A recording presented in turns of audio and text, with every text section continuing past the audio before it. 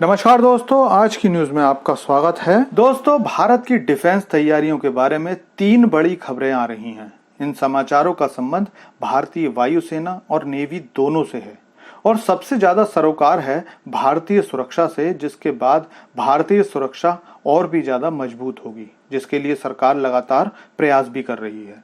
तो इसके बारे में सारी बात करते हैं, लेकिन आपसे अनुरोध है कि वीडियो में अंत तक बने रहिए। तो दोस्तों, पहली खबर अपने मोस्ट अवेटेड फाइटर प्लेन तेजस को लेकर के आ रही है, जिसकी पहली उड़ान का अब तक केवल अनुमान ही लगाया जा रहा था।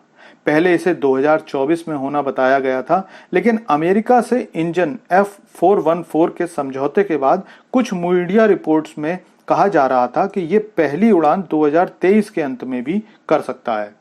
लेकिन अब इस पर ऑफिशियल अनाउंसमेंट हो गया है और ये अनाउंसमेंट भी किसी और ने नहीं बल्कि HAL के चीफ की ओर से आया है, जिसमें कहा गया है कि तेजस की पहली उड़ान 2024 के मध्य में होगी।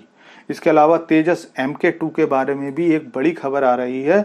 दरअसल पहले यह कहा गया था कि तेजस MK2 के प्रोटोटाइप तब तक तैयार नहीं किए जाएंगे जब तक कि इंजन नहीं आ जाते, लेकिन अब इस शर्त को हटा लिया गया है और इसके प्रोटोटाइप पर काम करने की अनुमति सरकार की तरफ से जारी कर दी गई है। इसके अलावा संभवतः 2025 में इसकी पहली उड़ान भरने की उम्मीद है। इस पहली उड़ान के बाद 6 अन्य प्रोटोटाइप तैयार किए जाएंगे, जिसके बाद इसमें लगने वाले हथियारों के बारे में चिंतन किया जाएगा, जिसके जहाज पर लगने के बाद परीक्षण 2029-30 तक होने की संभावना है और फिर सारे हथियारों से सुसज्जित तेजस MK2 की स्क्वाड्रन 2035 तक भारतीय सेना में शामिल हो पाएगी। इस तरह से तेजस MK2 के लिए भी टाइम टेबल तय कर दिया गया है, लेकिन इस बार इसके पूरे होने की उम्मीद इसलिए ज्यादा है क्योंकि जहाज का सबसे महत्वपूर्ण हिस्सा यानी कि फाइटर जेट के लिए इंजन की व्यवस्था अब हो गई है, जो अमेरिकी कंपनी GE दे रही है।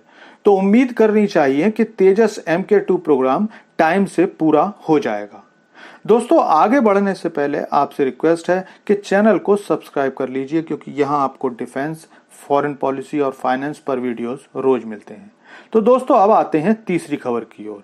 दरअसल हिंद महासागर में अपने वर्चस्व को बढ़ाने के लिए भारत को बहुत अधिक जोर अपनी नेवी पर देना पड़ रहा है, क्योंकि भारत की समुद्री सीमा लगभग 7,500 किलोमीटर से ज्यादा है। इसलिए नेवी का मजबूत होना बहुत ज्यादा जरूरी है, और वो भी तब जब पड़ोसी चीन दक्षिण चीन सागर के साथ साथ हिंद महासागर में भी आए दिन घुसपैठ करता रहता है। और इसीलिए अब भारत ने अपने NGMV यानी नेक्स्ट जनरेशन मिसाइल व्हीकल को लंबी दूरी के लॉयटरिंग सिस्टम से लैस करने का निश्चय किया है। दरअसल इसी साल की शुरुआत में कोचीन शिपयार्ड लिमिटेड को 6 NGMV का ऑर्डर दिया गया था, जिसकी कुल धनराशि 9,805 करोड़ रुपए थी। और क्योंकि अब युद्ध में ड्रोन जैसे हथियारों को बहुत ज्यादा कामयाब माना जा रहा है, इसलिए कोचीन शिपयार्ड लिमिटेड से मिसाइल वेसल को इस हिसाब से डिजाइन करने के लिए कहा गया है जिसमें ये लंबी दूरी तक मार करने वाले लॉयटरिंग म्यूनिशन लगाए जाएंगे।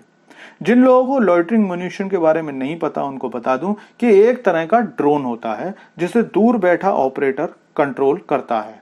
इसकी सबसे बड़ी खासियत यह होती है कि इसमें वॉरहेड भी लगा होता है।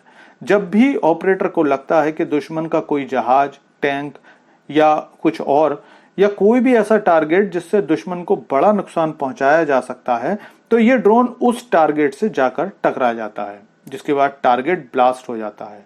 आम बोलचाल की भाषा में इसे कामाकाजी ड्रोन कहते हैं, जिसकी पहली शुरुआत जापान में दूसरे विश्व युद्ध के दौरान हुई थी। लेकिन आजकल ये दुनिया के सभी मजबूत सेना रखने वाले देश इस्तेमाल कर रहे हैं।